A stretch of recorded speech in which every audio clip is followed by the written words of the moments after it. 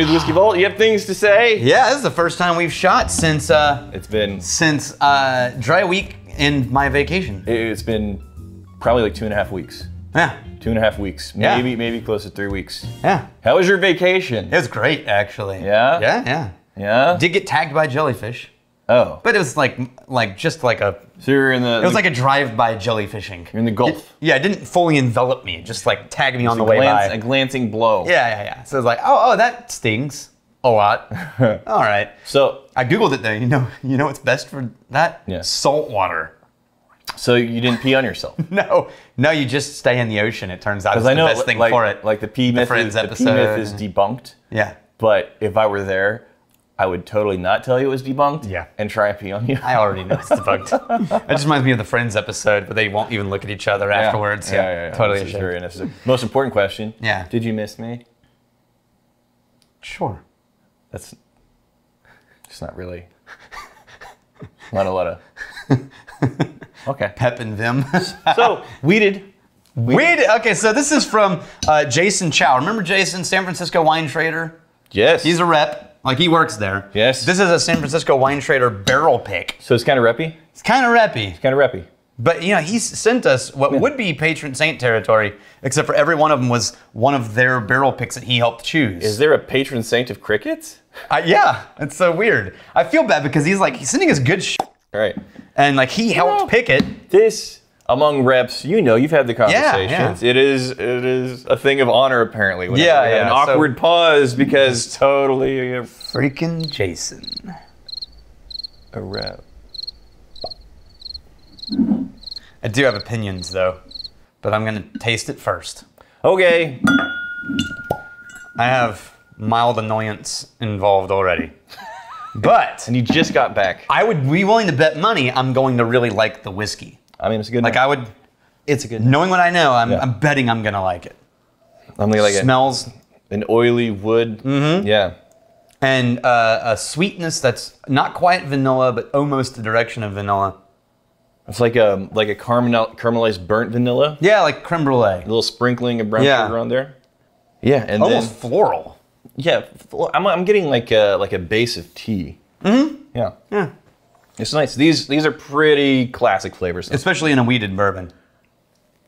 Now I'm excited about. Oh, that tastes really nice. Very candied though. Yeah. But it's not so. The density of the sweetness is actually balanced by the wood notes. And the sweetness shifts into high gear right in the middle of the body. Yeah. The first moments, you're getting that wood oil.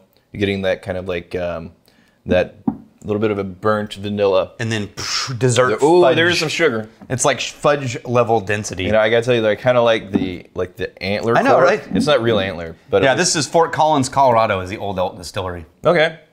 Fort Collins, Colorado. Yeah. Now here's the thing. Old Elk. Why are you all butthurt about I'm a little annoyed. Okay. Because, I think as the distillers, everything's great. Like, Kurt Richardson is the guy who founded this thing. He's an entrepreneur guy. And he pulled in Greg, I guess, Metz or Meets, M-E-T-Z-E? I would say Metz. Metz. To be the head distiller or master distiller at Old Creek, right? Now, Meets has almost 40 years of distilling history between, check it, Seagrams and MGP. Okay. He was a distiller at Seagrams and MGP. Yeah. And then he came to work with Old Elk. So he spent a career doing the big, large-scale stuff. Yeah. And then it's like, all right, let's do something a little bit entrepreneurial. We got some more flexibility, creativity. We're not stuck doing just giant corporation level stuff. Now let you go the path that I went down. Because here's what they said. Yeah. This bourbon was our chance to show the world what we're capable of. Okay. By using our expertise to create our flagship bourbon, and then we tweaked that recipe up to the wheat and kept the corn at a minimum. Okay. And the result was a liquid that allows for every ingredient to shine on its own, and is what happens when success meets craft. Okay. Okay. Distilled in Indiana. So it's an MGP? It's the exact wheated MGP recipe that we have down at our distillery. So, no, hearing that is what I'm thinking. Hearing that. Yeah.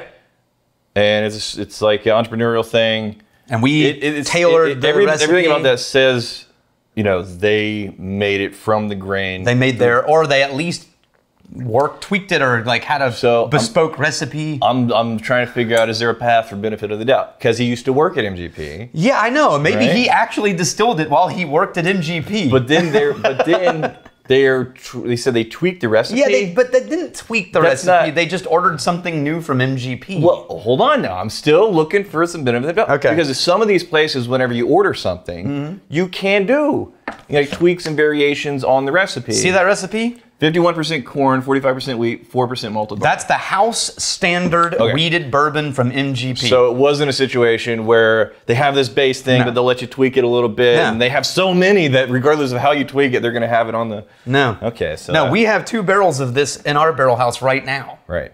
Okay. It's not 5 years old. Right, that's... Huh. You see why I'm a little annoyed? Yeah. But it tastes delicious. Why? Yeah. Because MGP makes fucking great whiskey. It just sounds like there's a disconnect between... The website people, because... what they're putting on... The labels and the website people and the, they're telling you, right? They're not lying on the bottle. Yeah. But there's no tweak, though. Is there there's no tweak. I don't know. Maybe they're watching this and there's a tweak. Maybe that we're missing a tweak. I will tell you, though, that they selected a damn good barrel because this is really good wheated. This is good. MGP. There's nothing wrong with this. It's just, in our community, go ahead and get the phone because we're not doing anything important. Oh, yeah, I was trying to shut it off. In our community, there's two big rules. First is the best whiskey is whiskey you like to drink the way you like to drink it. And the second one is we just want people to be transparent about what's in the bottle. So people can make a decision. We don't care what you like, how you like to drink it. And misleading language is included. Yeah. Right? Because here's what happens. It doesn't get the whiskey drinkers. Whiskey drinkers see that and they're like, okay, good MGP. Right. What it gets is the tourist people come in and they're like, hey, I was traveling to Colorado and I picked up a Colorado whiskey and I wanted to bring it back as a gift for you to introduce you to Colorado whiskey. It's like, well, that's good. You just introduced me to Indiana whiskey again. Yeah. There is about halfway through. What's the proof? Is the proof kind of high? Yeah, it's cast. It's a single barrel. I was about to say, about halfway through, the ethanol layer really starts to grab my attention. That you feel the heat, but at 57%, that's why you feel the heat. Of course, it's a good MGB makes good stuff. That's true. But it's a little vexing that you glance and you're gonna expect something that's not actually in that bottle. You know what would be ironic though if Greg Metz actually distilled it while he worked for MGP. I'm saying, and then my only thing is, well, you say you tweaked it specifically for this. No. That would be really funny though. If he was at MGP and he knew he was on the way out, and then he tweaked it whilst at MGP. Yeah. So whenever he landed in the old elk place and he caught it, he's like, I tweaked this just for us. Yeah. So everybody else got the same. I know the barrel numbers. I took notes. Yeah. Opened up my journal. We need to order these barrels. Yeah. Yeah. Because on the company dime, I crafted our own recipe. Pretty funny. I had them make it on their giant equipment. Yeah. Took them 15 seconds. It would have taken us 8 months. Yeah. James Poizo, just a question for all you magnificent bastards. Is there a type of packaging that you don't actually like?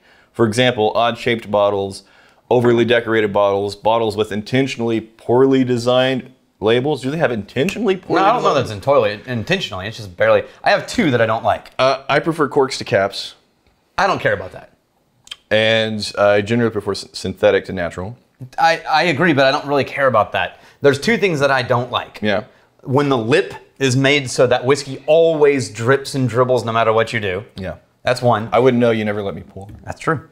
And 2, when they're so thin that they're easily tippable.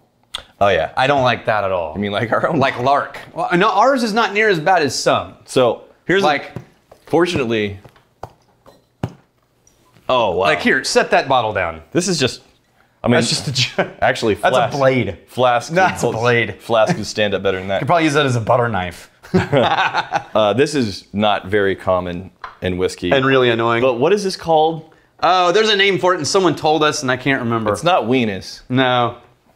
But there's a divot in the bottom of the bottle. It's made to back when you couldn't. Particularly in this one. Yeah. This is Glen Britton Ice. And you're like, oh, that's like a reasonable. Oh no, it's not. Yeah. So this divot thing takes up half the bottle. You can't really see it. The top of the divot actually goes above the top of the label. Yeah. You know what this is? This is like when I was in junior high. Yeah. We went on a tour of a ghost town. Yeah. As a school trip, and they had a saloon, and they're in the saloon. They had a museum Right. of all the ways that people used to cheat. It's called the Cheating Museum. Yeah. And it was gamblers, Yeah. but it was also bartenders. Brushwood would like that. Yeah, so it was like a cheating bartenders. Like, so you had glassware that looked like it was this big, Yeah. but the bottom 3/4 of it was solid, but you couldn't tell because it was carved a hole down the middle, so the whiskey looked like it was all the way to the bottom. So a little thread of whiskey would go through. But and when you hold up the glass, it looks like you can see it through. There was all kinds of tricks like that. But it's kind of bullshit. I mean, you're handing the person the thing. Yeah. Whenever they get 2 sips in and it's gone, they're gonna see. Yeah. All right. Yeah. And they had guns. Oh. So it was maybe a bad idea. It's probably a bad idea. Yeah. Jake Woldstead, travel with whiskey question. I'll be flying between states in the USA next month. Are there problems with leaking bottles and checked bags? I will look into legal limits, etc. Mostly wondering if the high altitude and corresponding low pressure causes the cork to pop out. Yes, it can. It can, yeah. But all you need to worry about is whether or not the cork is truly sealed. And the fastest way to fix that is just tape the top down. Yeah, but actually good tape, not little scotch tape. I mean, it's something easily accessible while traveling. Because I would say get those wax parafilms. Yeah. Like go on Amazon and buy parafilm, which is just like a wax seal wrap. If you're just doing scotch tape, you probably want to go over it half a dozen times at least. But parafilm or like not duct tape because it leaves residue. So Maybe if it's gaff tape. like the high altitude, the difference in the air pressure, it's lower air pressure outside. So eventually that could lead it to pop. But it's also a lot colder.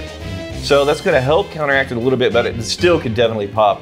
Whenever you are here in Texas, if you put something in the trunk and it's cooking, just the heat. Yeah. Just the heat can make the cork pop out there if you're not careful. Here's fighting, stealing, and drinking. If you fight me, fight for a friend. Steal me, steal your liver. Sorry. And if you drink, may you drink with us.